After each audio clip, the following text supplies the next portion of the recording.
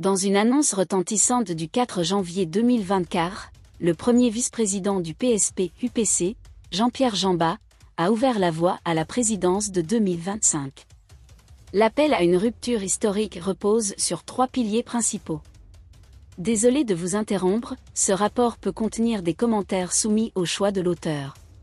S'il vous plaît, si vous êtes nouveau sur cette chaîne, veuillez vous abonner et activer la cloche de notification. De cette façon, vous serez averti lorsque nous publierons de nouveaux rapports sur cette même chaîne. Merci. Jamba, qui milite à l'Union des patriotes congolais depuis 1975, a déclaré que sa démission n'était pas motivée par des ambitions politiques personnelles, mais par la nécessité urgente d'enquêter de manière approfondie sur le sort du Cameroun. La nouvelle a suscité de vives réactions, notamment de la part du professeur Olivier Billet, président du Parti de Libération. La réponse de Jamba a souligné la similitude historique des mots choisis, rappelant l'UPC de 1948 et mettant l'accent sur l'obéissance commune à l'UPCisme. Pourquoi choisir de se présenter en 2025 ? Jamba ne se positionne pas comme une continuation de l'ordre politique depuis 1960.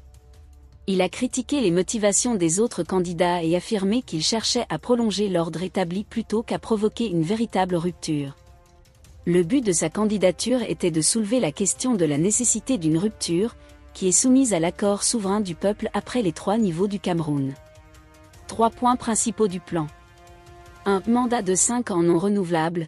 Jamba a proposé un mandat présidentiel non renouvelable, créant un nouveau paradigme politique qui refusait de simplement maintenir l'ordre existant.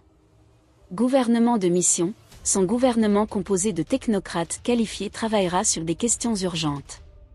Il travaillera sous la direction du président et sera sélectionné sur la base de compétences avérées et non de diplômes. 3. L'organisation parlementaire du Cameroun, la pierre angulaire de son programme visant à donner au peuple le plein contrôle de son propre destin.